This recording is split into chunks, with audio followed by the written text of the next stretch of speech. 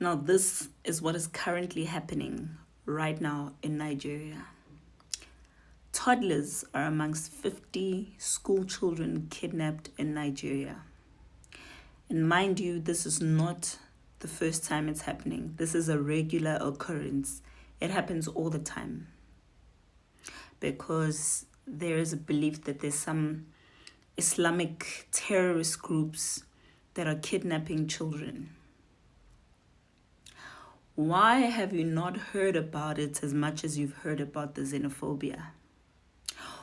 We need the same energy that Nigerians have been investing in making TikTok videos, shouting to the AU, shouting in their parliament about this, as much as they are making noise about xenophobia.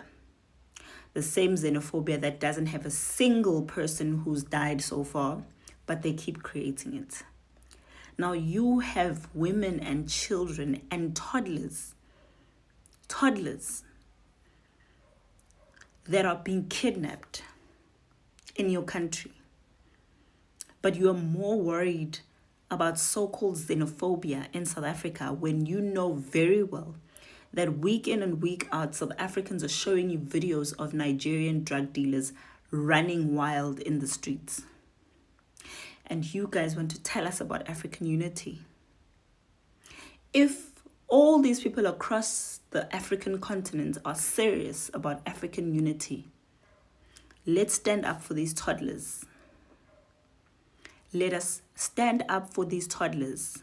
The amount of noise and the amount of videos, the amount of TikToks, the amount of pressure that you are putting on South Africans about so-called xenophobia that doesn't exist because we were marching on the streets. We need that energy right now. That is the energy we need to save these children. And if you don't put in that much energy, then you are hypocrites. You are hypocrites. Because we need to see this African unity, this Pan-Africanism that you always talk about. This one Africa, there's no foreigner in Africa now, because these children need that energy right now more than ever. We need all these governments who are writing letters to our government about fake xenophobia to write to the Nigerian government, to write to the AU, to write to the Pan-Africanism Parliament, write to whoever and talk about this. We need that energy from the United Nations chairperson who was speaking about so-called xenophobia and how bad South Africa is. We need him to come now and talk about this. We need all that money that you keep putting in to keep these refugees and so-called asylum seekers that you keep in South Africa. Use that money to save these little girls. Save these little girls. Because we don't want this double standardness that you guys are doing right now. Now we need your voice. Add your voice. If you are busy making noise about South Africa and xenophobia, make noise about this. We are waiting. We'll help make it trend. Save these toddlers. And these same Nigerian men that had big mouths to talk about South African men being useless, what. One thing I know is that us as South Africans, we would have been out on the streets by now if this was happening in our country. We would have been out in the streets if this was happening in our country. So we want you now to prove yourselves, because you've been running your mouths about South Africa. But you can't keep quiet now if something this big is happening in your country. You can't be invested in South Africa if something this big is happening in your country. So we are demanding that you save these toddlers. And it calls for all of you who are making videos about South Africa to stand up for these toddlers. They didn't ask to be born in an African country that cannot protect us. That's why we stand up and protect our country, because this is exactly what we don't want to happen in our country. We don't want this to happen. So you have a responsibility, all of you who are making videos about South Africans, and even those same South Africans who are defending so-called xenophobia, who are calling it Afrophobia, you have a responsibility to speak up about this as much as you are speaking up about xenophobia. Don't do the double standards thing. These children need you. And it's not about proving points here. It's about saving these children. We need that energy. We need that noise that you are making for these children. They didn't ask for this. So stand up and speak up about it. On the letter of Ghana saying they are referring the matter to the AU for the media review and the discussion, our position is that we have nothing to hide as South African government. We will provide, if the AU decides to put the matter on the agenda, we'll provide the report, including the facts that are related to the matter, that there are no xenophobic attacks in South Africa. There have been attacks on foreign nationals, which is unfortunate, and that law enforcement has to do their work, and we have been insisted on them doing their work, including yesterday's discussion in Cabinet. It was very clear, it was communicated to the law enforcement departments, and state security is not part of law enforcement department, to the law enforcement departments, that they must make sure that the perpetrators and instigators are brought to book, and those who attack people are brought to book, because you can't have people willy-nilly deciding to attack others with no basis of the attack, but based on a sentiment. And this is related to the tribal mobilization that is happening, that there's a grouping that wants to mobilize people around a particular tribe. So if you cannot speak that language, then you are deemed a foreign national and you're undocumented. You'll recall in one of the videos, there's a vendor guy who they want a passport for, and he tells them, but I am vendor, and so I will not have a passport, I have an ID. And they continued to attack him, to harass him. And he was just saved by the community. So that's why we're saying this thing is meant to undermine and destabilize the country, and we must call it for what it is. The mobilization against foreign national, it's a ruse that people are using to then want to mobilize society against the genuine concerns of South Africans.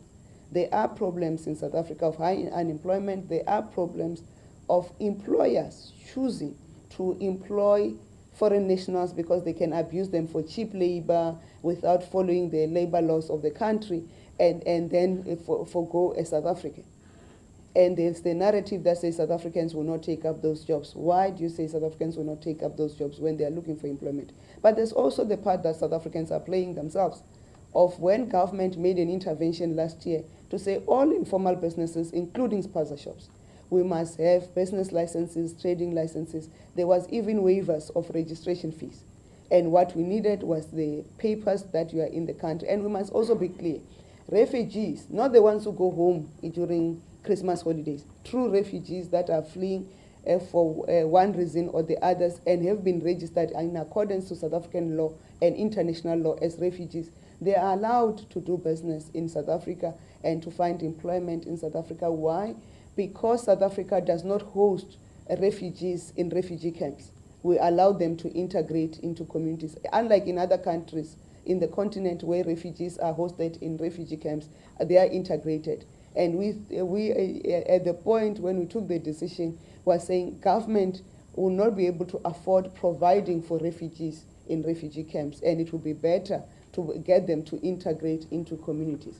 So then when you go out and attack a foreign national on the guise that he's a foreign national without knowing his refugee status, it's a problem. And it's not true that government is not doing their part.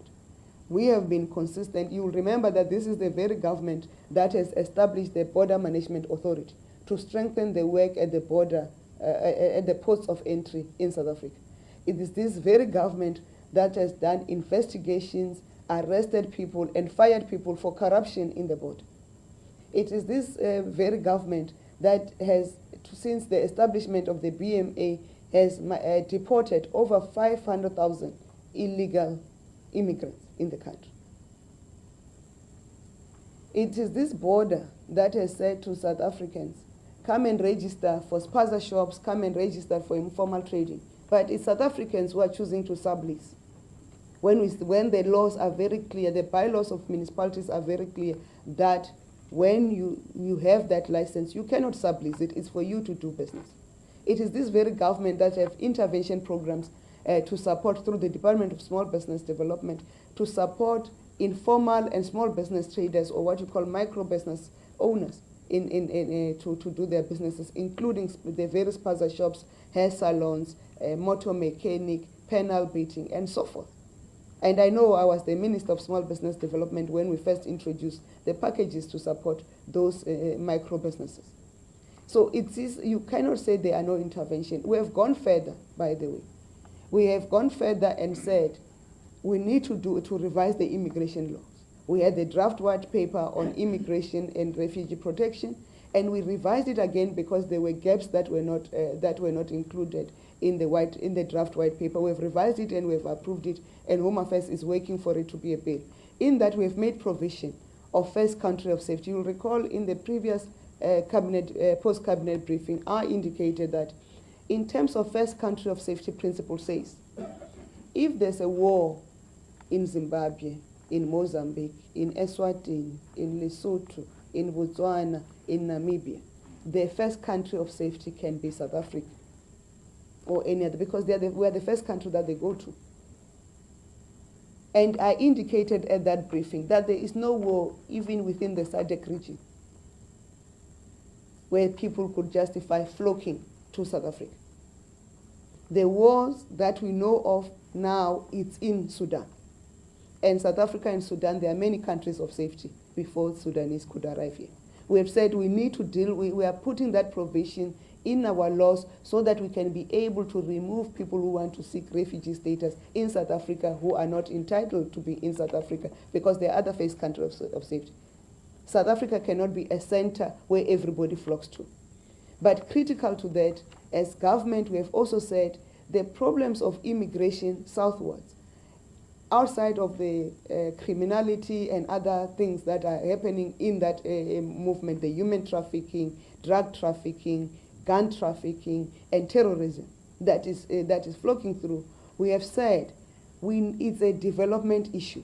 We need to work in, that's why in our chairship of SADC and in our interventions, we are saying we are supporting the industrialization and development of the region of SADC and support fully the agenda of the Agenda 2063 of the African Union for silencing the guns to allow development and Africa to prosper.